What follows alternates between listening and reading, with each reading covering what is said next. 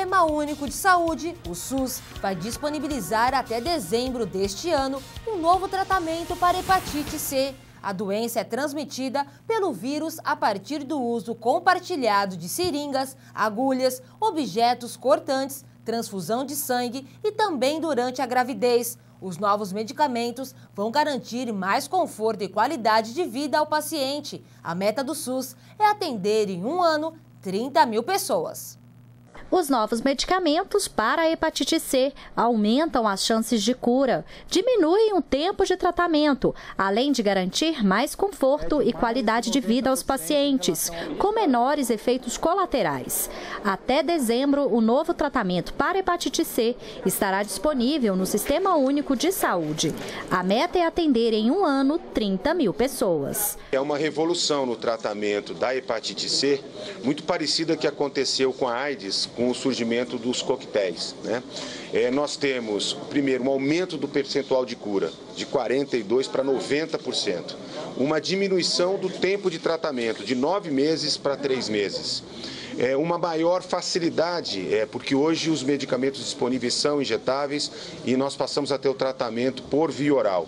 E a possibilidade de também tratar pacientes que tenham a co-infecção do vírus da hepatite C com HIV/AIDS e os pacientes que foram submetidos a transplante, que antes não podiam ser tratados. O Ministério da Saúde vai investir 500 milhões de reais apenas neste ano para a compra dos novos medicamentos contra a hepatite C. A negociação com a indústria farmacêutica garantiu um desconto de 90% em relação ao preço de mercado do produto. Nós conseguimos garantir o que há de mais moderno em termos de tratamento da hepatite C por um preço que é 10% do preço hoje praticado nos Estados Unidos e muito inferior, mas muito inferior ao que é praticado inclusive nos países europeus. Então o Brasil é um dos primeiros países do mundo a incorporar esse tratamento mais moderno, esse novo protocolo, e que estará disponível em pouquíssimo tempo na rede pública do SUS para tratar com dignidade as pessoas que são portadoras do vírus da hepatite C. Todos os anos são notificados 10 mil novos casos de hepatite C no Brasil. A doença é uma importante causa de câncer de fígado e cirrose. É silenciosa e só apresenta sintomas em estágio avançado. Desde 2011 são distribuídos testes rápidos da doença, que não conta ainda com uma vacina. E como ação do Dia Mundial de Luta contra as Hepatites Virais, o Ministério da Saúde lançou uma nova campanha para incentivar o diagnóstico e tratamento. Quanto antes for feito o diagnóstico, melhor. Hepatite C, o teste é o primeiro passo para a cura. Esta médica infectologista alerta sobre a necessidade do teste. A gente só vai saber fazendo o teste. E lembrar que às vezes a pessoa fala, eu fiz um hemograma. Hemograma não mostra as hepatites. Então, hepatite é um exame específico. Então, a pessoa precisa fazer um teste específico para o vírus C, o vírus B. Então, são hepatites diferentes e maneiras diferentes de pegar. O Plano Nacional dos Trabalhadores Rurais, empregados em parceria com o Ministério do Trabalho e outros vários órgãos federais, visa levar capacitação, oportunidades e mais direitos aos profissionais do setor. De acordo com o ministro-chefe da Secretaria-Geral da Presidência da República, Miguel Rossetto, o Brasil tem cerca de 4 milhões de trabalhadores rurais, 60% deles ainda informais. Uma conquista dos trabalhadores rurais brasileiros. Ele é o resultado de um amplo diálogo entre o governo federal, liderados pelo Ministério do Trabalho e vários outros ministérios, da saúde, da educação, em especial o MDS, para qualificar o trabalho rural no nosso país. Nós não podemos mais aceitar o padrão de informalidade, de ausência da carteira assinada no meio rural brasileiro. Os 4 milhões de trabalhadores rurais, homens e mulheres, que trabalham muito, 60% ainda não têm o seu trabalho formalizado, o que é inaceitável. Nós temos que avançar na qualidade, na segurança e na saúde do trabalhador rural do nosso país. Nós temos que avançar em todo o meio rural, levando o direito à educação, à profissionalização, à escolarização do nosso trabalhador rural.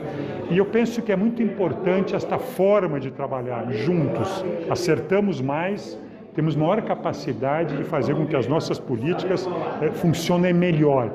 governos, os vários ministérios, a representação do movimento sindical, liderados pela CONTAG, construindo um ambiente permanente de acompanhamento de todas essas políticas. Eu tenho absoluta certeza que este plano, pela qualidade que ele tem, pela forma como ele foi construído, terá uma condição muito forte de melhorar e qualificar a vida e o trabalho dos nossos trabalhadores rurais do nosso país. Na reportagem a seguir, você vai conferir como foi o 15º Festival de Inverno de Paranapiacaba. Foram 4 dias com muita música, atividades culturais e gastronomia. Nos palcos, nomes como Kleber Albuquerque, o gaitista Flávio Guimarães, Nuno Mindeles, Irmandade do Blues e Roberta Campos animaram a vila. Abençoados por uma neblina típica de Paranapiacaba, aqui do Alto da Serra.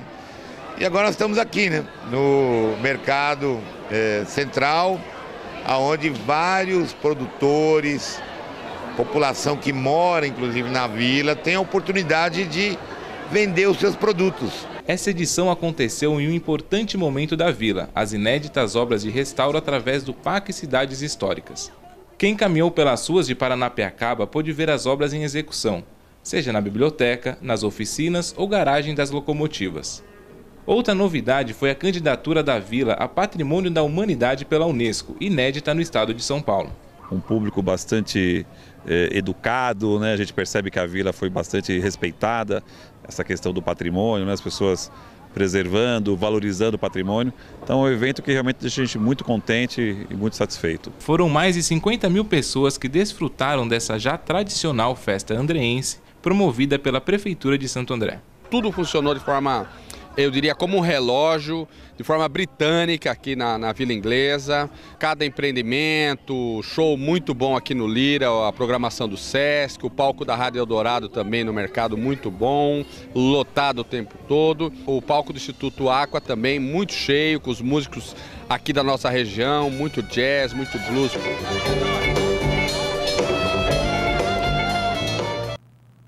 No esporte, o Canadá recebeu mais de 6 mil atletas na edição de Toronto dos Jogos Pan-Americanos. O Brasil encerrou a competição em 3º lugar no quadro de medalhas, com 141 pódios. Os Estados Unidos ficou em 1º lugar, com 265 medalhas, seguido do Canadá, com 217. Os Estados Unidos lideram com 265 medalhas, seguidos do Canadá com 217. O Brasil terminou os Jogos em 3º lugar, com 141 medalhas, o mesmo número conquistado na edição de 2011 dos Jogos Pan-Americanos disputados no México. No Canadá, a delegação brasileira levou para casa 41 medalhas de ouro, 40 de prata e mais 60 de bronze. E a equipe de ginástica rítmica garantiu a 100ª medalha do Brasil nos Jogos Pan-Americanos de 2015. Essa medalha eu dedico a todos os brasileiros, a todo mundo que torceu por mim. Eu agradeço a todos, a comissão técnica em especial que me ajudou muito, me apoiou muito, a Confederação Brasileira e o incentivo do Ministério do Esporte é maravilhoso, é muito importante para todos os atletas, porque não se faz atleta em véspera de competição, não são 4 anos, são 8, 12 anos para fazer um atleta campeão. Eu acho que isso tem que continuar, esse incentivo é muito importante, tanto para as categorias que estão competindo nos jogos, tanto para quem está começando, isso é muito importante, tem que continuar. Valeu! Em entrevista, o secretário executivo do Ministério do Esporte comentou os resultados brasileiros nos Jogos Pan-Americanos e destacou a renovação dos atletas e a capacidade do Brasil disputar medalhas em diferentes modalidades. São atletas que têm mais 10, 15 anos pela frente nos seus esportes e que conquistaram medalhas de ouro, medalha de prata nessa edição em Toronto. Então a gente tem conseguido mais modalidades fazer medalha e atletas mais novos. Então a quantidade de atletas com que o Brasil conta hoje é maior do que a gente ia antigamente. Então às vezes o Brasil ia só com algumas chances de alguns atletas. Agora a gente está indo com muito mais chance em muito mais modalidades e isso é importante. E essa edição do Metropolitano fica por aqui. Obrigada por sua companhia. Mais informações sobre a programação da NGT estão disponíveis no nosso site redengT.com.br. Fiquem agora com o NGT Notícias. Para você, uma ótima tarde e até amanhã.